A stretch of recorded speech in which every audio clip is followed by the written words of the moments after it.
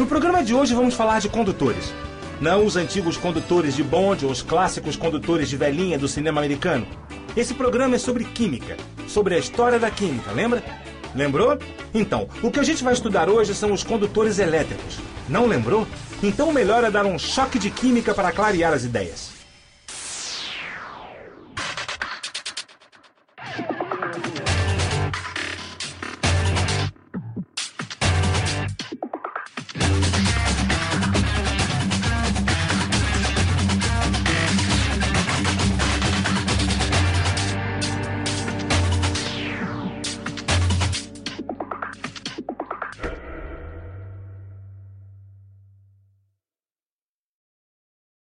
É possível conduzir um ônibus, uma bola de futebol ou mesmo velhinhas inocentes. Além disso, é possível conduzir a corrente elétrica. E a corrente elétrica existe por causa das cargas elétricas. As cargas elétricas estão presentes em todos os materiais. Alguns materiais possuem cargas elétricas livres em sua estrutura. O movimento ordenado das cargas elétricas é o que chamamos de corrente elétrica. Os materiais que possuem cargas livres para se movimentar podem ser atravessados pela corrente elétrica e são chamados de condutores elétricos. Os materiais que não possuem cargas livres não servem para conduzir a corrente elétrica. São os isolantes. Os átomos e moléculas que perdem ou ganham elétrons são espécies químicas eletricamente carregadas, chamadas de íons. Quando um átomo ou uma molécula perde elétrons, passa a ter cargas positivas e se torna um íon positivo ou um cátion. Quando um átomo ganha elétrons, passa a ter cargas negativas e se torna um íon negativo ou ânion. Um processo de ionização muito importante na natureza é o do ar. Pois é, os gases também sofrem ionização. Você já ouviu falar de plasma? Ao contrário do que vem à nossa cabeça quando ouvimos esse termo, o plasma é como os gases. Não tem forma e volume definidos. A diferença é que no plasma existem íons livres, o que faz com que ele seja um condutor elétrico. Um exemplo bastante conhecido da presença do plasma no nosso planeta são os relâmpagos, que são gerados a partir da formação de fortes campos elétricos entre as nuvens carregadas e a Terra, geralmente durante as tempestades. As moléculas perdem e ganham elétrons enchendo o ar de íons positivos e negativos. Quer dizer, o ar que era isolante se torna um condutor elétrico por causa dos íons gerados e isso estabelece uma corrente elétrica entre a nuvem e a Terra. Os processos de ionização do ar liberam energia luminosa. É o que conhecemos como relâmpago. O plasma também tem muitas utilizações no nosso dia a dia. Entre as mais conhecidas estão as lâmpadas fluorescentes, os letreiros de neon e as telas de plasma. Os líquidos também podem conter íons livres. São os eletrólitos. Os eletrólitos podem ser compostos formados por soluções de sais, ácidos e bases ou por sais fundidos.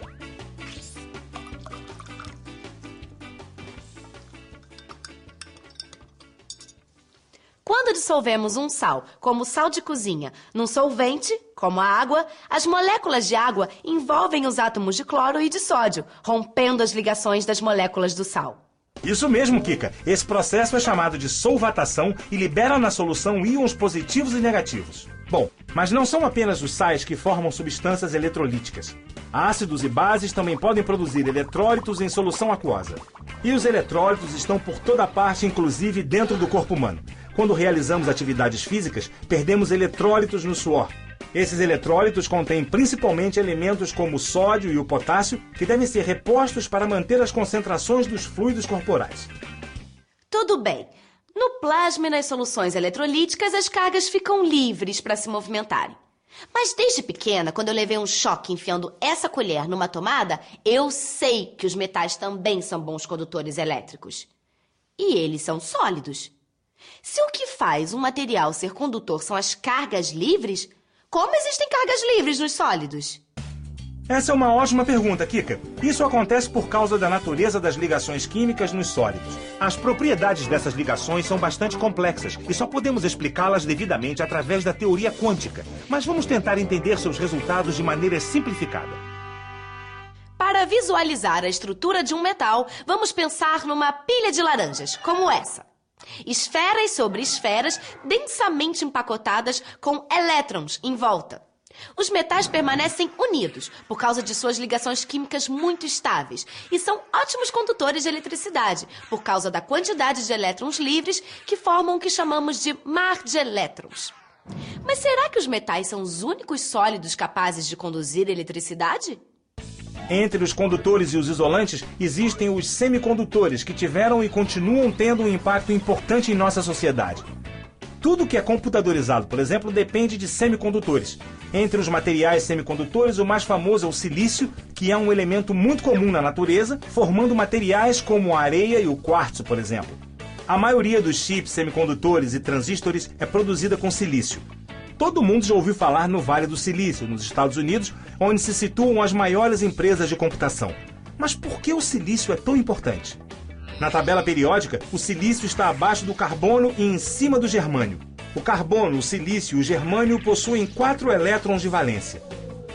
Os 4 elétrons formam ligações covalentes com 4 átomos vizinhos, criando o que chamamos de reticulado, uma estrutura parecida com uma tela daquelas que usamos contra os mosquitos. E os cristais de silício, germânio e o diamante, que é formado de carbono, possuem poucos elétrons livres à temperatura ambiente. Por isso são maus condutores de eletricidade. Não tô entendendo mais nada. Acabamos de ouvir que o silício era muito utilizado como condutor, agora você diz que é mau condutor. Afinal, o tal silício é condutor ou não é? Calma, Kika, a gente chega lá. É que esses elementos podem passar por um processo chamado de dopagem, que aumenta a sua condutividade. Na dopagem, mistura-se uma pequena quantidade de impurezas a um cristal de silício. Existem 2 tipos de dopagem, a do tipo N e a do tipo P. Na dopagem tipo N, as impurezas mais comuns são o fósforo e o arsênio, que se encaixam na estrutura cristalina compartilhando 4 de seus 5 elétrons.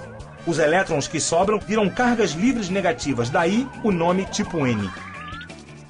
Tá começando a ficar bom! Elétrons ganhando liberdade de movimento quer dizer condutividade, certo?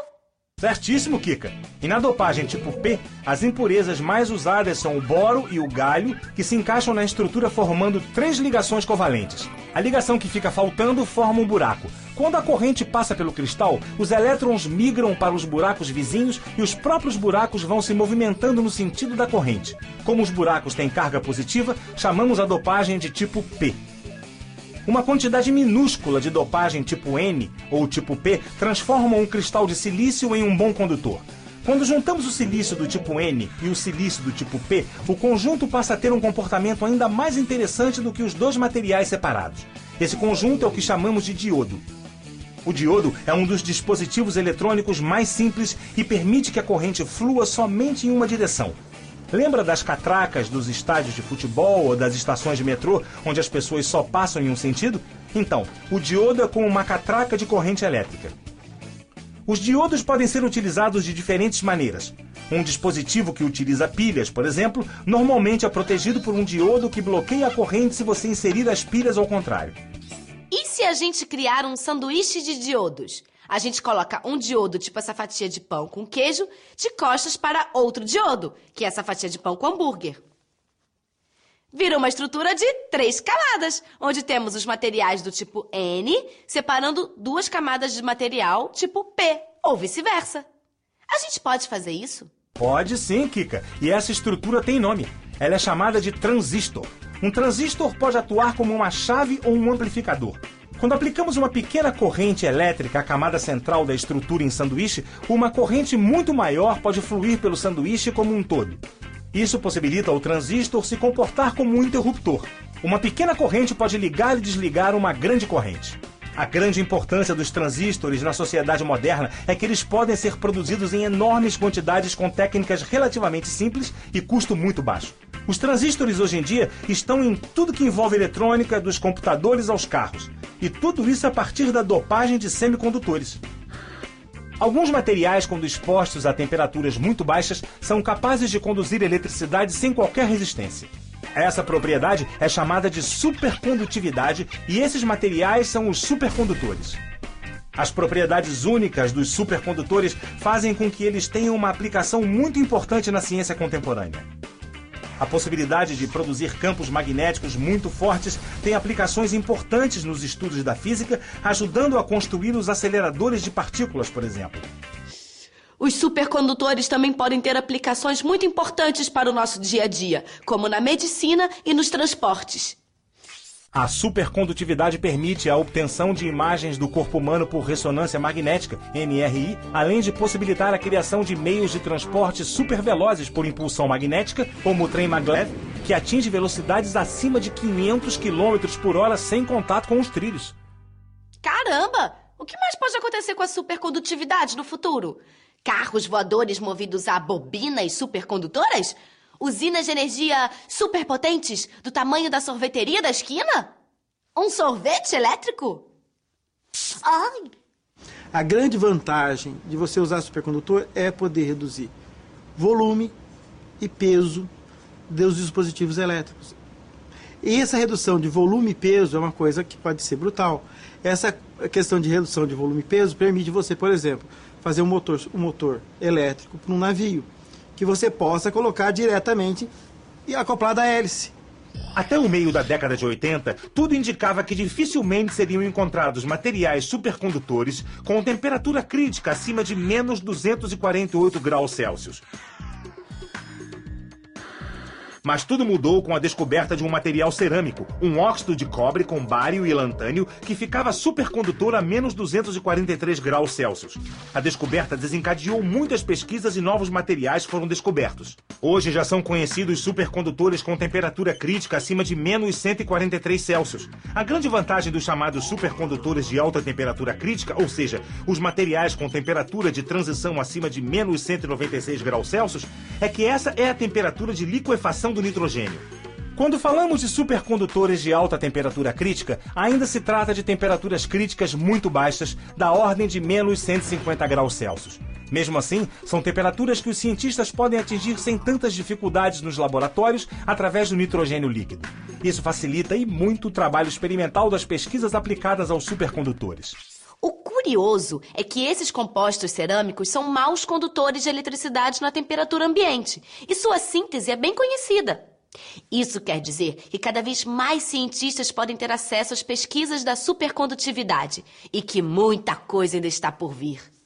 No programa de hoje entendemos como acontece a condução da eletricidade. Vimos o que coisas comuns do dia a dia, como os relâmpagos e algumas lâmpadas da nossa casa, têm a ver com a condução da corrente elétrica.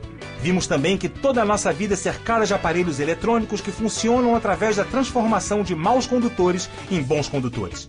Além disso, falamos sobre a descoberta dos supercondutores e suas propriedades impressionantes. Mas, acima de tudo, percebemos a importância dos estudos sobre a condutividade e os grandes avanços que eles têm trazido e ainda podem trazer para a vida no nosso planeta.